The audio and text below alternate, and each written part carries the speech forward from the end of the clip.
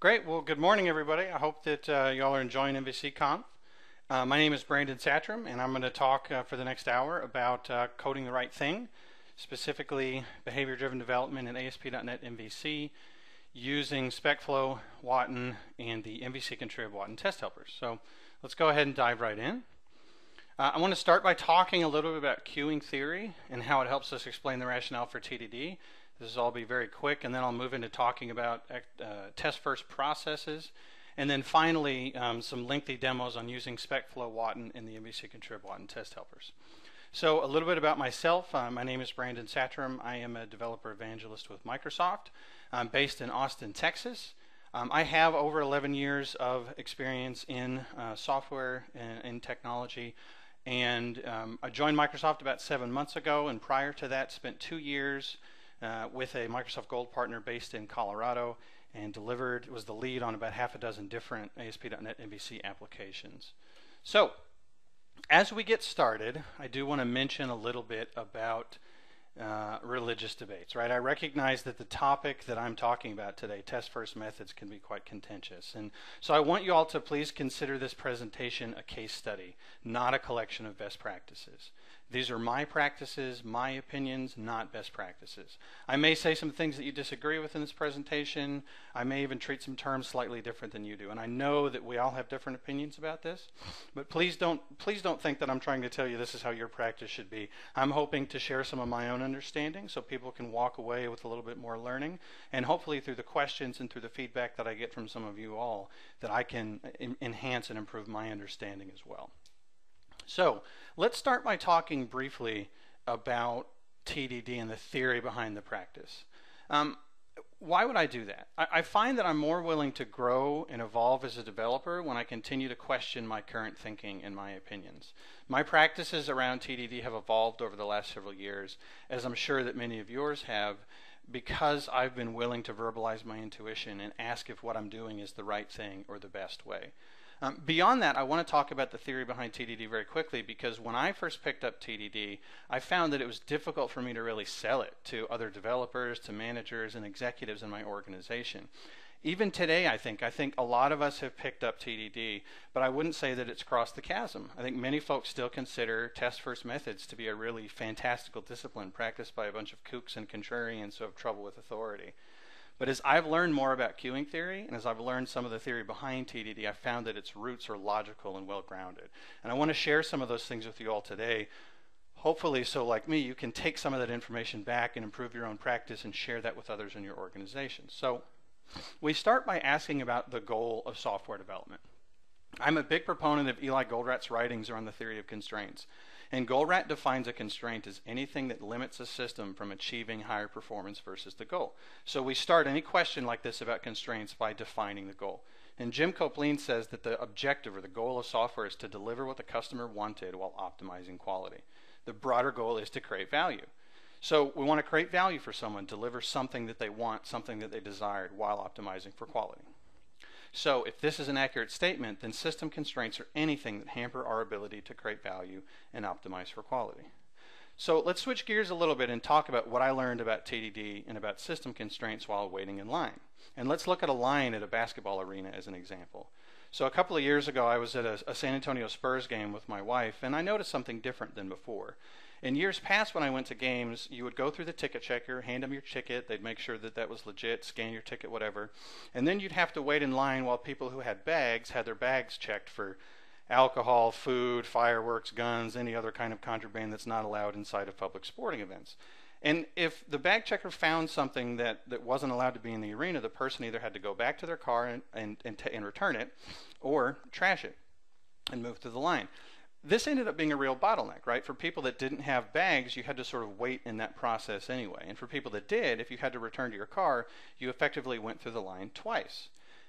What was different about this particular time that I went is that the bag checker was out in front of the line, which ended up speeding the process, right? The bag checker was going through people's bags, only the people who had bags, and if you did have to go back to your car, you didn't have to go through the ticket checker twice, right? This sped up the flow for everyone, including the people that did have bags, and it kept people from going through the line twice.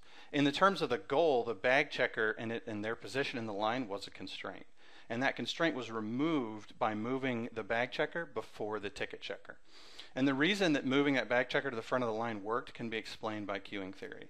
And queuing theory, very simply put, is the study of lines in a system, arrival times, wait times, etc.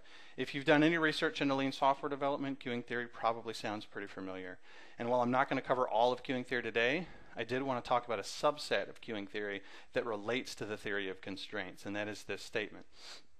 Given a process B, which follows process A, sometimes in performing B, we need to perform some of A again. So we can remove the need for rework by taking some portion of B and performing it before A. So regardless of what A and B are, you have two steps in a sequential system, and 20% of the time, the work done in A has to be sent back to A by B to be done again. So you can remove that rework by creating a cycle and doing at least some part of B before A. So what this means for software development is this. Assume that A is development and B is testing, our classic waterfall-ish cycle of writing the code and then verifying that it works, either by ourselves or by another external party. So suppose that when we test after development, 20% of the work is defective and has to be sent back to the front of the line. That's just a guesstimate. I've been on projects where it's been a whole lot higher than 20%, but assume that 20% has to be sent back. With queuing theory says that we can remove that rework or minimize that rework by moving at least some part of testing before development. So interestingly enough, this cycle, this process, looks very much like this, right? This is the classic red-green refactor test-driven development cycle. So the interesting thing to note here, and the reason why I bring all this up in the first couple of minutes of this presentation, is because TDD, for those of you that aren't yet practicing it, for the folks that may still be a little skeptical, does have a basis in theory and practice. This wasn't conceived as a way to make money or to be interesting. It's not witchcraft, and it's a process that's rooted in mathematical studies, systems theory, and even behavioral science. So when I picked up TDD, this was my process, right? The red-green refactor cycle of writing a failing test, making the test pass, and refactoring, that was my mantra in my SDLC. But I discovered, as many of you probably have, that it wasn't enough, right? This wasn't enough alone for me to truly improve my practice the way that I wanted to. I had really two particular problems with just adopting that process by itself in isolation that I discovered over time. The first was this process, this write a failing test, make the test pass, refactor process, doesn't really tell me what the first failing test is. I sort of have to pick at random based on what I think might be important or what I find to be the most interesting or the thing that I want to do at 8 o'clock in the morning on a given Monday. There's no real external direction. And the second thing is it's very easy for me to start speculating on features that I might not need when I'm in the groove. If my process is just to continue writing failing tests and make those tests pass, I might go down this rat hole of building out features and functionality that's not necessary. For example, I would traditionally start, let's say I'm using the repository pattern, and I'll start by building a customer repository that deals with customer entities in my database. I would start by building the save mechanism, the insert mechanism, the update mechanism, the retrieval mechanism, and then, because I want to be nice and complete and have my full CRUD, I would do the delete mechanism as well. The problem was that I wouldn't necessarily always know that that delete mechanism or even the update mechanism worked the way that it expected to work in the system. I was sort of speculating on all of the different positive and negative cases and edge cases and normal cases in the system. And I wasn't really alone in that experience. Dan North experienced some of the same issues in his practice, and there are definitely others. A lot of folks that I don't have time to cover today, but a lot of folks struggle with adopting TDD on a large scale over time and really maintaining the tests and making sure they're not brittle and things like that. But the reasons that I listed here and others really led Dan North to adjust his practice of TDD and then coin the term BDD to describe those differences in practice. And that difference can be really summarized in a shift in focus. And the statement that North made is working software that matters. His assertion is that test-driven development leads us to working software, but not necessarily to working software that matters. So consider the customer repository that I spoke about a few moments ago. If it's possible to delete a customer record because the repository supports it, but is never actually implemented in the UI nor desired by the customer, that's not working software that matters. It's working software, but it's ultimately waste in the system. So the two things that are different in terms of shifting focus, and the first is to focus on actual behaviors, right? To what the software really needs to do to meet the goal. And again, the goal is to deliver value and optimize for quality. So rather than getting bogged down in specifying an API, as I tended to do in TDD, just sort of building out this public class with a series of methods and figuring, regardless of how it was being used, that I was doing the right thing, I think about how the software is to be used by the human, moving from an API to actual behaviors. That gives me the benefit of staying focused. As well as if you see a lot of BDD style unit tests, you'll likely notice a couple of different things. The first is that the test context tends to be finer grained.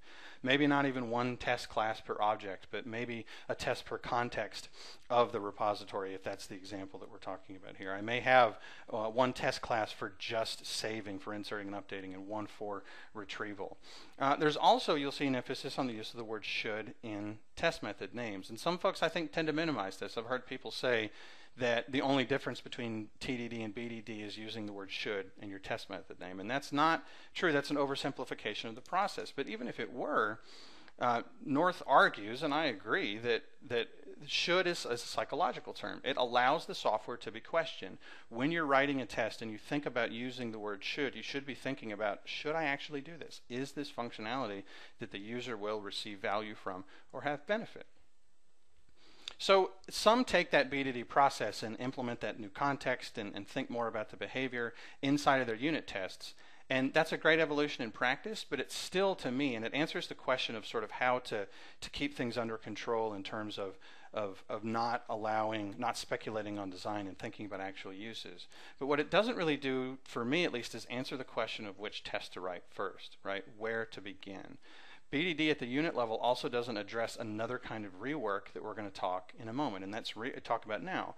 And that's rework that happens at a different point in our process, and that is user acceptance testing, or when the user actually gets the software in their hands. And so what I've seen a lot of times in my practice, and again, this might just be me, but is that I'll go through my wonderful dev test cycle, I'll have a great suite of unit tests, and I'll hand some production code over. And then the customer will look at that and say, yeah, this is nice, and I know that this is well tested and everything, but this isn't exactly what I was looking for. So I still experience a bit of rework as I move to the next part of that process. I've got a great TDD process, but now when I get into UAT, acceptance testing, verification, whatever you want to call it, in theory, maybe let's say 20% of the time, I see rework in that. And again, going back to queuing theory states that I can eliminate that rework by moving at least some part of C, in this case user acceptance testing, to the front of the line. So I can perform some level of acceptance testing prior to the test-driven development cycle. All right, that's nice, that's fine and good in theory, but what does that actually look like in reality? And this is a graphic from a great book that I highly recommend called Growing Object-Oriented Software Guided by Tests by Steve Freeman and Nat Price. According to Freeman and Price, the first step in the process is to really write a failing end-to-end test, right? That's your acceptance test. That specifies what the user expects to get in the system, and then that is used to move forward. What I love about this process is that it really illustrates where acceptance test-driven development, or ATDD, which is really a subset of BDD, where that fits into a test-driven development cycle. Because you really have two loops here. You have the outer loop of the acceptance test, which drives an overall feature. And then you have a series of unit tests that are designed to build out each individual portion or step within that feature. And it answers the question of what the first unit test is, because it's the first step in your end-to-end test, or in a scenario in your feature. Another great thing is that this process is designed to make user acceptance criteria an automated part of the verification process. Okay, so end-to-end test, acceptance test, what does that actually look like? You start with a feature, with a story, right? With the backlog you already have, if you have stories that describe the user and their context and their objective, that's great. You use that to start.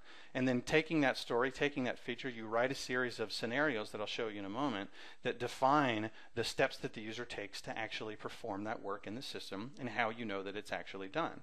So you go and implement one step at a time, and then the story is done when the value is implemented as described. What's interesting about this process is that we have tools now that enable us to truly treat an acceptance test as an executable asset. You'll see this referred to a lot as executable specifications, and they are truly that. These are specifications written in the language of the business that can be executed by a testing tool. And this leads, for me at least, to a huge shift in perspective, right? The story itself is the first test, and the application itself is the entry point for testing, not a public method in a class file. So I'm going to talk today about the tools that I use for that kind of testing. For the feature creation part of that, I use SpecFlow. There are other tools that are available inside of .NET. A lot of these things were sort of inspired by Cucumber, but in .NET there's also ch9, which is a similar tool. They're both inspired by Cucumber and use some of the same underlying vocabulary and the parser to parse the feature files. But I write my feature files in SpecFlow, and then SpecFlow will take those and using my test runner, mstest, NUnit, what have you, and will match those to step definitions, actual code that I'll then use to drive the browser through Watton. So I use Watton and the mvcconfbrandonsatrom Watton test helpers to help me drive that browser directly. Again, SpecFlow doesn't mandate this, right? You can use SpecFlow and test directly against your controllers, and I'll often still do that for some unit level tests or for some more fine-grained integration tests. But in the case of end-to-end tests, I want to get as close to mirroring the actions and the behaviors of the user as possible. So within this outer inner loop context, on the left-hand side in writing a failing end-to-end test, that's where I'm using SpecFlow and Watton. And on the right-hand side, I jump into my test-driven development cycle. And that's what I'm going to demonstrate and talk about today, is how SpecFlow works and fits in with that broader process. So let's jump into that. And I'm going to talk a little bit about this application, this fictional application that I'm working on called RazorLib. Now, RazorLib is a very similar to regexlib. It is a sharing site for Razor helpers and snippets and things like that. It allows people to post information and comment and things like that. What you would expect if you went to a site like regexlib for code sharing. So I have a series of projects here. I have my MVC3 site, I have infrastructure and core, and I have my unit tests and acceptance tests. The first thing that I did is I went to specflow.org to download and install SpecFlow, because there's some integrated Visual Studio tooling that I want, some syntax highlighting in my features and things like that. But I put all of those in my acceptance test project, and then the references that I use in my application are techtalk.specflow and mvcconfbrandonsatrom.watton, and both of these are available currently as NuGet packages. You can get Watton if you want to use it separately at watton.sourceforge.net, but if you use the mvcconfbrandonsatrom Watton test helpers, the watton.core assembly and a couple of its dependencies are IL merged into this main assembly, so that you just have one assembly along for the ride. So you can install that with NuGet and then get everything you need to get moving. So the first thing that you'll notice in here is this register.feature file, and you notice that that extension is recognized by Visual Studio through the SpecFlow tooling extension. It's got this nice little, this cute little cucumber logo here. And so this is a feature file. All right, so I have my story defined. You notice that I've got syntax highlighting here. I'm specifying the goal, the user's goal, their context, and the work that they're attempting to perform. And then I create one or more scenarios. I'm just going to have one scenario in the files that I use today, but typically I could have many more scenarios in a single file. And in the scenario, I'm using what's called the given when then, or GWT syntax, to describe the steps in the test. I mentioned already that Cucumber and SpecFlow and ch9 and ch4duke all use some of the same underlying parser for parsing these files, and that's called Gherkin. The idea here is that each of those tools expect the same sort of format when you're authoring a test. It's still human readable, still plain English, but you need to use a given to start, given, when, and, or then to start each individual line. And in the given, I'm using that to set up the context, where I am to start the test. And then I have a series of steps that I perform for my when. And these are the things, this is the actual test, this is the steps that the user would take in the system. And then my then is my verification. And with each individual step here, I can use and with givens, with whens, and with thens to perform multiple verifications or multiple execution steps or multiple setup steps and things like that. So SpecFlow recognizes this, but it goes beyond that, right? Because this, at some point, something has to step in and turn this to actual executing code that runs my system. So if you click on properties of one of the feature files, you'll notice that there's a custom tool that's being used for this feature file, and it's the SpecFlow single file generator. What that does is that actually takes your feature file and parses that into a test class that uses your test runner. So you'll see with each feature file this code behind .feature.cs or .vb file that actually uses your the attributes for your test, for your actual test framework. In this case, I'm using mstest, and specifies the actual class, performs some feature setup and teardown kind of work, some scenario setup and teardown work, and then when you get to your test itself, And again, this is auto-generated code, so you never want to change this yourself, because every time you save the feature file, the SpecFlow single file generator regenerates this information. But just so you can see kind of what's going on behind the scenes, SpecFlow will create a scenario info object that has information about your test in the title, do some setup, and then the test runner then performs each of your steps. It passes in a given, a when, an and, or a then. And it passes the test name in as a string. And I'll show you what that's doing is the test runner is using that string to match to an actual step definition somewhere that SpecFlow, in a class that SpecFlow has access to determine the code that needs to be executed. So I perform each one of these steps. SpecFlow can also take this information in this pipe delimited set of fields here and turn that into a table. Each row is a dictionary with field and values. And then pass that into the test runner, perform the verification, collect any errors, and report that back to you. So from here, let's go ahead and run this in a moment. Take a look at take a look at some questions we have while this is running. Okay, I see Eric, I'm seeing a 4 up here, but I'm not actually seeing any. Oh, there it is. Okay. Okay, so the question is, the feature says I want to be able to register for a new account, and then says, then I will see a logout link, assume I've already written all the data access and persistence. That's not true. Actually, this test needs to be the first thing that I write before I've written data access and persistence and things like that, right?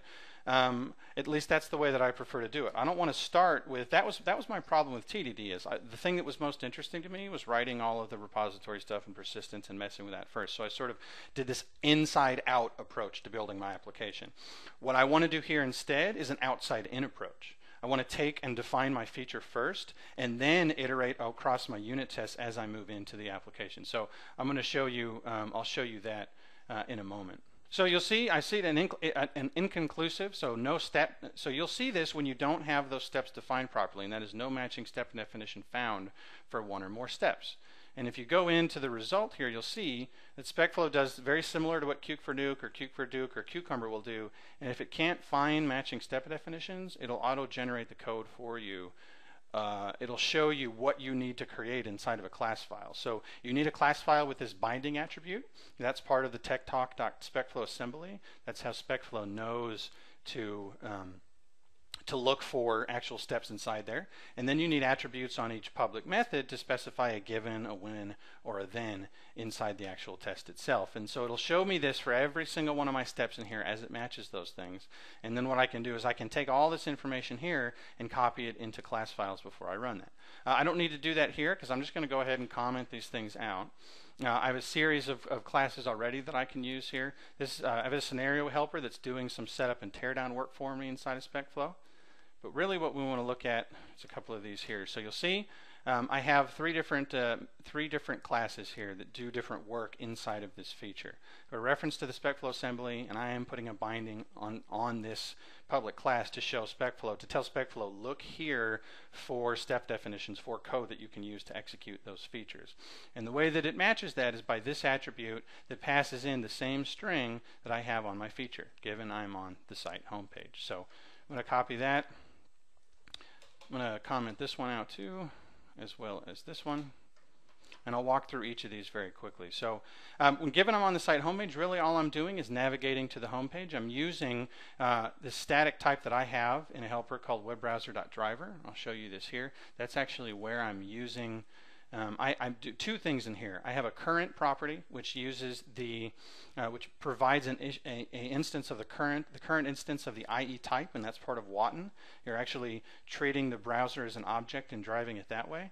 And then what I'm doing is I'm actually storing an IE object inside of what's called scenario context.current, and this is something that SpecFlow uses to preserve state from one step to another inside of a scenario. So I can use scenario context.current and put objects inside of this dictionary and then use those and retrieve those so that when I'm running a step, I have a step that navigates to the home page and a second step that wants to click on a link there.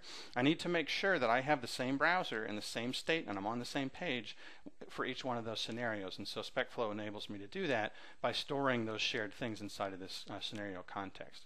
So the driver here is an instance of the mvcconfbrand test helper Watan driver. And that's a great simple class that allows me, that gives me some helpers and some easy methods to actually work with Watan to do some simple things like entering form field data and things like that. This is a small assembly. There's not a ton to it, but I find it immensely useful, and I would highly recommend using it. So I'm taking that, I'm getting a new instance of the driver with my current instance of IE, using my base URL, and then I'm either setting that or I'm passing it back if I already have it. So, and then I'm calling the driver and navigating to the home page. You can see some of the other things that are available in Watan test helpers. I'm setting and getting text values, navigating to pages, getting row counts, executing scripts, clicking buttons, links, and row links. And then what I find the most useful feature, capturing screenshots and screen capture on failure. I would, for that reason alone, I would recommend using the Watan test helpers, especially in a situation like this. If I'm using SpecFlow and Watan to automate my test runs and I'm running those in an unattended fashion, I can put at the end of each scenario this driver.capture screenshot and actually get a screenshot of the current state as an audit trail, so I can go back in and check and see why something failed or see if it actually passed for the right reason and things like that. So I've got all these. I'm going to go ahead and rerun this now. Run that again. You see it's Watan clicking login, clicking register, and we're moving on from there. So it's going to do that quickly. Sometimes that'll come in and out before you can see it. Nice. Go ahead and run that one more time. Okay, let's just go ahead and move on. I'll show you what it looks like through here. Click on the register link, enter username, password, confirm password. It signs you into the site. It's very simple. I don't know why it's being squirrely for me right now. So let's go back. So we have a working feature from here, and I can close these out, and that's nice, but we need to add some new functionality, right? Just registering for the site isn't going to do much for us. We need to do more. So I'm going to go into add new item, and I'm going to add a new feature. And when you install SpecFlow, you get these three templates, one for event and step definition. Those are both code templates, and then one for a feature file. So I'm going to create a new feature file here, and I'm going to call it create helper.feature. Click add, and then it gives you some default text. I'm going to copy my text in here.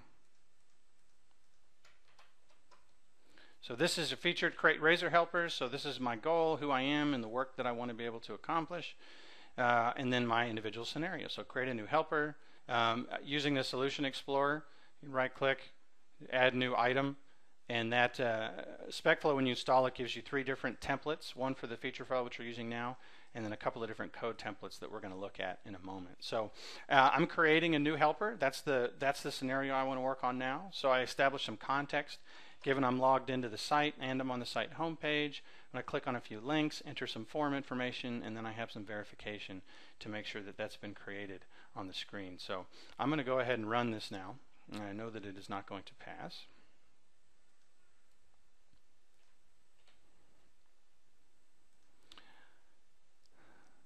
Okay, now it's missing a step definition, right? So the binding is actually looking for this context that given I am logged into the RazorLib website doesn't actually exist yet. So that's functionality, that's a step definition that I need to create. So I'm going to come here into Solution Explorer again. I've got a steps folder, and one thing I'll mention is a nice thing with SpecFlow is that it's just looking for a class with a binding attribute. You can organize your actual step definitions any way you like. And definitely organizing them for reuse is my recommendation, and I'll show you what I mean by that in a moment. So, and create helper. And so part of the reason that I want to use these, here, let me copy that in. Actually, never mind. I just created the wrong one. I'm a little early. To add new item. And this is just going to be login.cs, right? Because I just need to specify the information needed for logging into the site. Take this, copy it. All I'm doing here is I'm using the Watan driver, Watan test helpers to navigate to account logon, enter a username and password to log in. Again, this is just a simple test site. I want to click the logon button and then make sure that I've been redirected to the home page and that the logout text actually exists on the screen. So once I've created that, I can go ahead and run this again, and it'll move me a little bit further on down the line.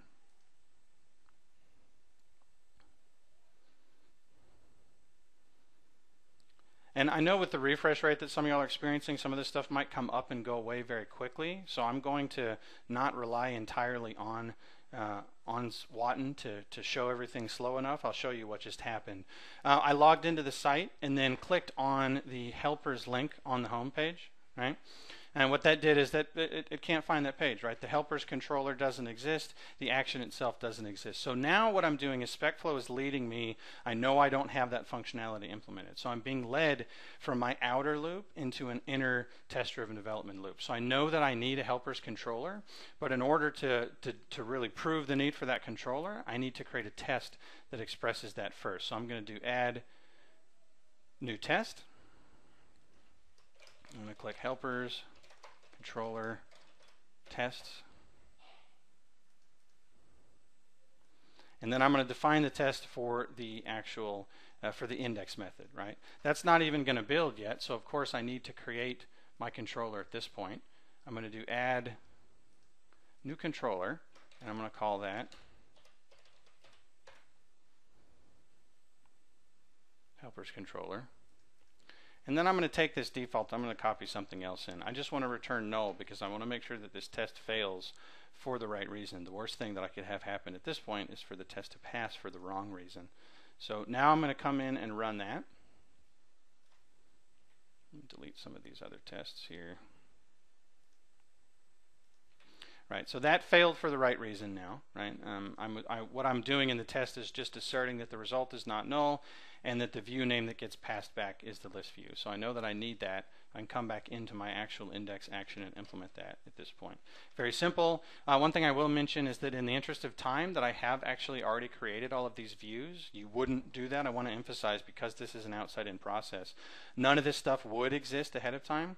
I'm just saving those now so that that saves us from that step in the process. We're just kind of quickly going through the inside-out loop here, or sorry, the outside-in loop. So I'll run that test, and that's now going to pass. So when that passes, I know that I've gotten closer, so I want to run my acceptance test again. While that's running in the background through Watton, let me just show you in a little bit more slow motion what's happening. And it's going to do the same action. It's going to go to the home page, and then it's going to click on the helpers link. It's going to come here, then it's going to click on the create a helper link, and boom, fail again because I don't actually have the create action on the helpers controller. So at this point, I know that I need to create that.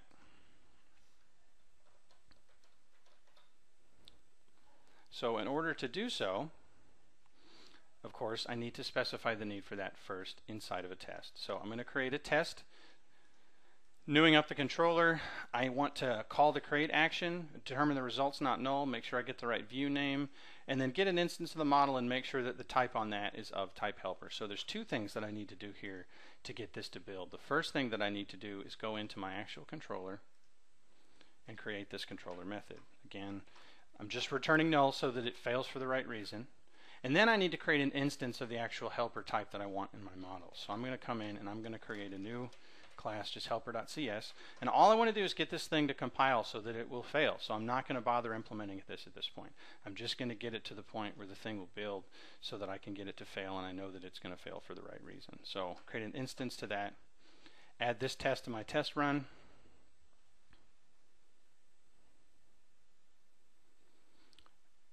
that's going to fail, so I can go ahead and finish the create method at this point. And I'm just going to do that by returning a new instance of helper and then passing in the create view. Come back and run this again. It will pass, so I can move back up to my acceptance testing, my acceptance test here, and I'll show you what's happening here, running this in slow motion. Now when I navigate to the create page, it blows up again. Now, so I've created helper.cs. I was able to get the test to pass, the unit test to pass, but the acceptance test didn't pass because I don't actually have that. I don't actually have helper.cs defined. Right now it's just empty. So I need to go in to helper.cs and actually finish defining this appropriately. So to find that, build it, I'll run my acceptance test again. And at this point, the page will come up just fine. The page is going to come up just fine, and so Watton will be able to, at this point, do a little bit more work, right? It's going to be able to actually attempt to enter these fields, and it'll click on the Create Helper link, but nothing's going to happen because I haven't yet created an action that accepts a post. But before I get to that problem, I am still missing a step definition for the verification step in here, right? The final step inside of my feature is this step, that I should see the message helper created on the screen. That's my verification to make sure everything works. And it doesn't see that yet. SpecFlow doesn't see that because I haven't yet defined a step definition for that. So I'm going to come into my acceptance test project, and I'm going to click on Add New Item, and I'm going to create a new step definition file, and I'm going to call that createhelper.cs. When you create these, SpecFlow is nice. It gives you some sample test code. You can kind of see what's going on there, but this is a very simple step. I'm just asserting that the text helper created exists on the screen. There's not much to that. When I run this again, it's going to fail. I'm going to skip that at this point because, again, I know that I need the post method. So at this point, I can go in and add that. I'm going to create the test for it first. And what I'm doing here is I'm creating a new instance of the helper type with dummy data, newing up the controller, calling the create method, passing in the instance of that helper, the create action, passing in the instance of that helper, making sure the ID is greater than 0, etc., etc. I need to actually create that method inside of my controller. In order for this to build, I will do so, and then go ahead and add this to my test run.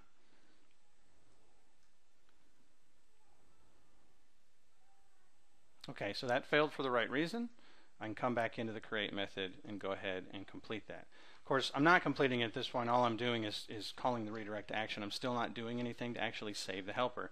So I know I need to do that at this point. And my decision point here is I'm moving into another sort of TDD cycle with another object, because now I need to create data access. I need to worry about my repository and how things are getting saved.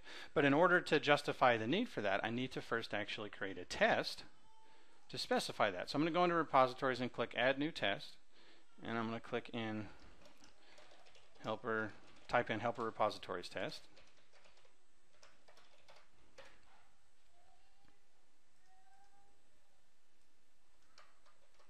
Copy that in. Right, so here's the actual type that I'm passing in.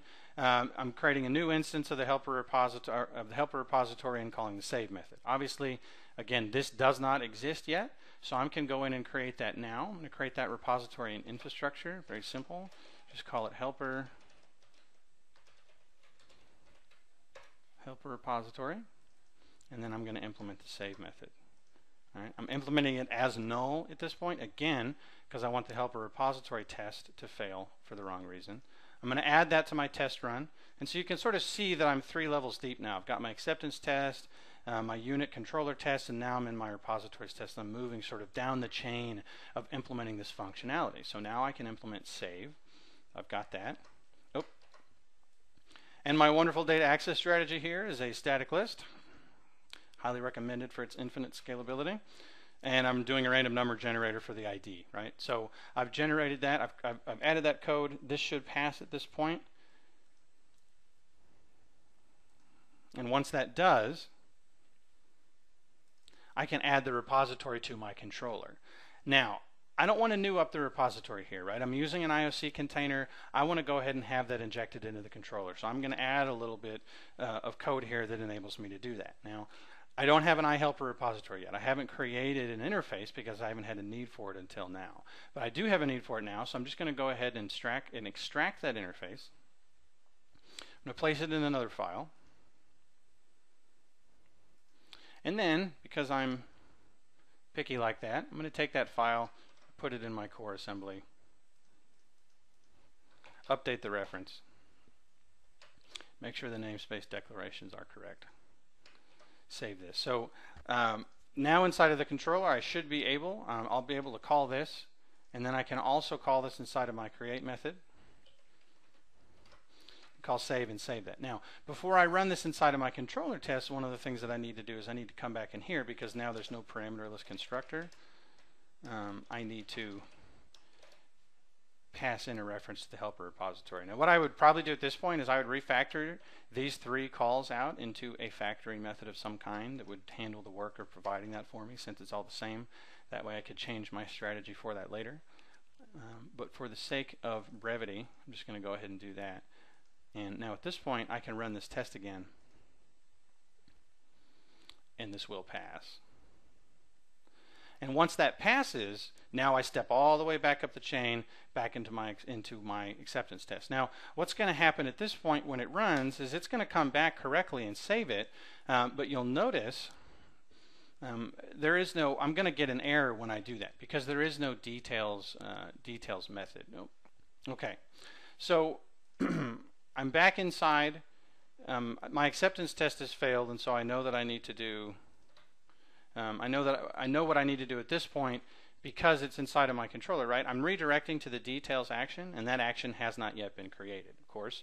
In order to create that action, the first thing that I need to do is create the test for it, right? So I create a new instance of the helper, a new instance of the controller, call the create method, make sure the ID is greater than 0, and then call the details action, which doesn't yet exist. So I'm going to go back into my helper's controller, and I'm going to add that. Now here, instead of doing null, I skipped that step really quick to show I'm just calling get inside of my repository, and of course that doesn't exist yet, so I need to create a test for that inside of my repository test, right? I haven't yet implemented the functionality to actually retrieve something out of the helper's repository. So I create the test for that, very similar, calls the save, and then tries and goes and get that back out. So I'm going to add that to my interface first, and then once I've added that to my interface, I'm going to add that method to my actual repository. Of course, I'm going to do it null, and then go back into my repository test. This will build, and I can go ahead and add it to my test run. And it's going to fail because it's null, so I can come back into the repository and implement that at this point. It failed for the right reason. This is simple, just a simple singular default based on the ID. I can come back into my test run. I'm running my repository test, right, my bottom level step. Once that passes, I will step back up into my controller, and I'll run that controller test. And then once that passes, I can come in and run the full acceptance test. I'll try to catch I'll try to catch Watton quickly so that you can see what's happening here, and then I'll show it to you in slow motion, of course. I'll show it to you in slow motion anyway. So running the full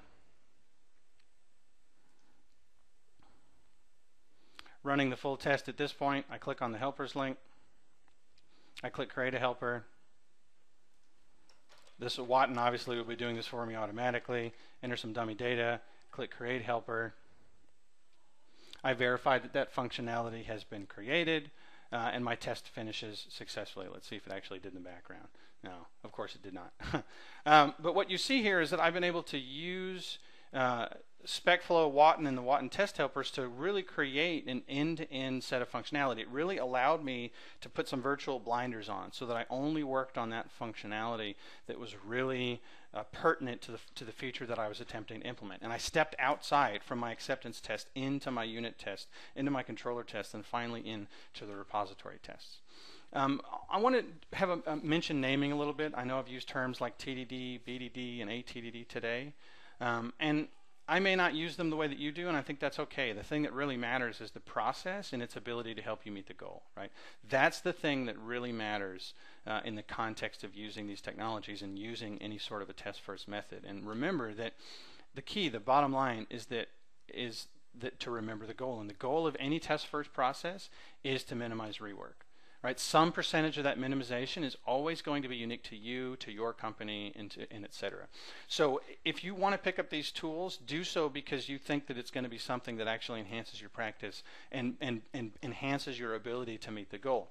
Don't pick them up because they're cool, and don't keep using them because they're cool if they don't work for you. I mean, that's one thing that I would highly recommend, is if you take nothing else from this presentation, take away the knowledge that any improvement in our practice starts with a question about the status quo.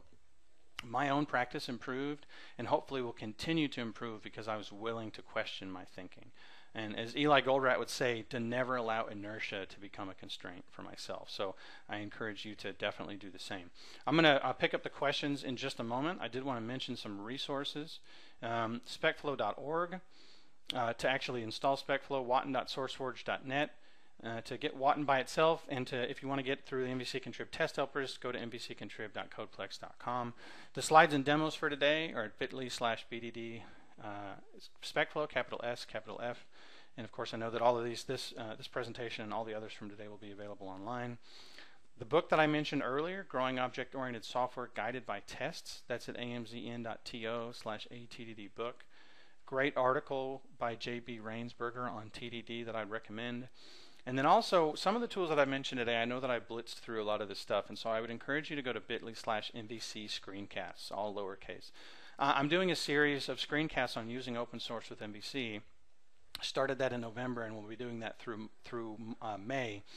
And two of those were on Specflow and Watton that I released last year, and then the next one that's coming up next Monday is actually on the mvccontrib Watton test helpers. So I highly recommend taking a look at that. And then also, for more information on this presentation, I wrote an article at the end of last year for the December 2010 issue of MSDN Magazine, and I would encourage you to check that out.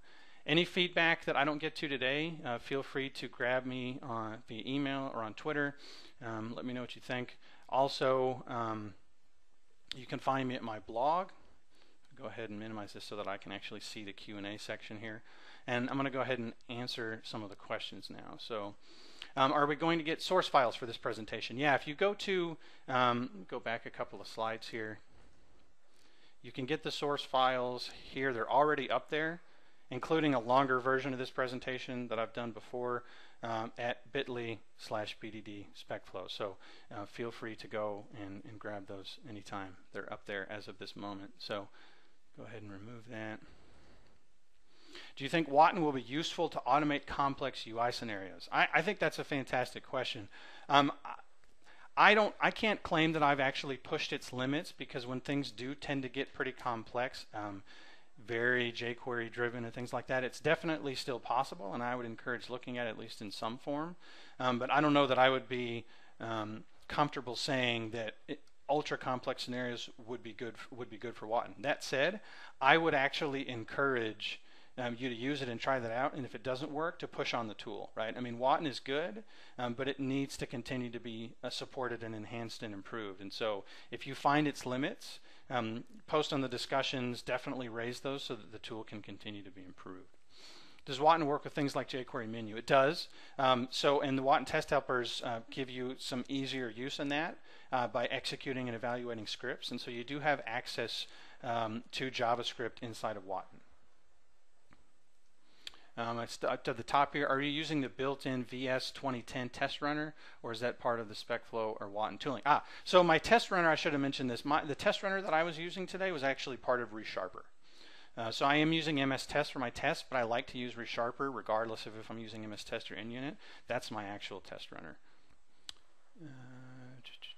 If there are no repository tests or unit tests before writing a Specflow test, then you'll be moving back and forth to write repository tests and unit tests, and this will lose your main focus on the Specflow test to which you initially started. I have to say that I disagree. I don't think it loses focus. It may lose focus in terms of just being in the repository or just being at the acceptance test level, but in a lot of ways it's blinders. It enhances your focus because you're only working on the aspects of the system that are relevant to building out that feature and that functionality. I've found, as I've spent more time dealing with and working inside of this, these tools, that I become more productive and move faster, even though I'm not necessarily staying in the same code file or same small set of code files all the time. So I'd have to say that I do disagree with that statement. let's see. We have a complex case where there are jQuery tabs rendering partial views. Once I move between the tabs, the IDs are repeated, and Watton is finding the invisible control from the first tab with the same ID, where I'm expecting to find the control on tab 3. Is there a recommended way to handle this? That's a great question, and that would probably be one that'd be good to take offline. So if you want to email me or ping me on Twitter at @BrandonSatrom, I'm going to take that one out of here because that may be, I probably need a little bit more information to be able to help you with that one. At what point would you refactor the repository to use generics? That's a great question. Probably the second I start using a second repository. Right? I mean, I would refactor when there's a need for it, and just having one repository, there's not yet a need at that point. But I would definitely move in and refactor at that point. With Watton, how easy supported is driving Firefox and or Chrome instead of IE? At this time, Firefox is supported with Watton, and Chrome is not, as far as I know. It may be in one of the alpha or beta builds, but it's not at this point. But Firefox is supported out of the box. All right, let me go back to that one in just a second. Sorry, this is off topic, but what do you use for code coverage? I don't, unfortunately, I've never really settled on a good, like, this is the tool that I use for code coverage. I really like nCover, and nCover comes with testdriven.net, a free version of it does, so I would recommend using that. I can't say that I've ever used any of the paid tools, though, so if anybody has and you want to chime in, please do. Does Watton work with Chrome? Like I said, I'm not sure it does at this point. Okay, here's the answer. You know what, and I thought I had fixed that, but definitely with Bitbucket, you need to put a slash on the end. So when Bitly turns this BDD spec flow, and I thought I'd fix that, into the actual URL, which is here below, bitbucket.org/bsatrom presentations, yada yada, put a trailing slash on the end of that. Thank you for that, Nelson. I appreciate the help there. Yeah, so did you say BDD/BDD spec flow? When you do that, again, when you do that and Bitly turns it into the real URL, just add a slash on the end and you should be okay. And if you still have problems, just ping me on Twitter. And yeah, Bitly is case sensitive, which is fantastic. Do you see value in creating multiple projects up front, like entities, core, data access services, etc., etc.? I do, because typically in the teams that I've worked on, we've had a practice, especially in MVC apps, we've had a practice that we've used to organize our solutions. And so if you know that that's going to be the practice that you follow, I don't see much harm in going ahead and starting with that from the beginning. I did some of that stuff just to save time. I mean, I didn't have anything in core when I first started this demo. I may not necessarily need to do that, but if I'm going to do that and just want to create those as empty, there's nothing wrong with doing that. And if you're using some sort of tool like Solution Factory to actually generate some of that stuff for you, then obviously you would just have some of that stuff up front. I get the Yagni argument, definitely, but in the cases where with projects, I know that I'm going to need core and know that I'm going to need infrastructure, so I'm going to go ahead and start those. Is Selenium available as an alternative? Very much so. So I choose to use Watton in this case. You could very much use Selenium and drive that using SpecFlow the same way. There is no coupling between SpecFlow and Watton at all. So you're free to use whatever browser driver that you want. Okay, let's see. Robert Fall. Hold on, let me get that right question. What sort of integration does SpecFlow? Remove that one. Could you use SpecFlow with TFS team build? That is a great question. I have used Qt for Nuke with team build before, but I haven't yet gone down the road of trying to use SpecFlow with it. I don't see any reason why you couldn't. In fact, there's probably no reason why you couldn't use SpecFlow by itself. The only thing that you'll ever run into an issue with is sometimes when you use Watton, you have to run Watton, especially if you kind of try to run it through you have to run it kind of through an interactive console window if you're running it in an automated fashion. So when I've used it in the past with like Team City, I've had some issues with the Watton piece of that, but not with SpecFlow. So I would definitely check with that with Team Build as well. Have you tried Selenium, and if so, in what ways is it a better choice? I haven't used Selenium in a while, and to be honest with you, I need to, because to your point, Ryan, Watton hasn't been updated in over a year. So that one's bad on me. I'm going to go ahead and do that and maybe try to repurpose some of that with Watton and see if I can kind of do a compare and contrast. So that's a good point. Okay. How useful is SpecFlow Watton for already available automated web application integration testing? I think that's another great scenario where you could use it. Even if you don't have all of those things defined, you're not moving into the unit level cycle, but you could very much jump and create all of your acceptance tests and then run those against your existing functionality as sort of a way to shore up what you have already. So I'm going to need to stop there because we are out of time and Eric's about to wring my neck. So I'm going to go ahead and stop there. Any feedback on Twitter I would love to hear, and feel free to email me anytime too. Thank you.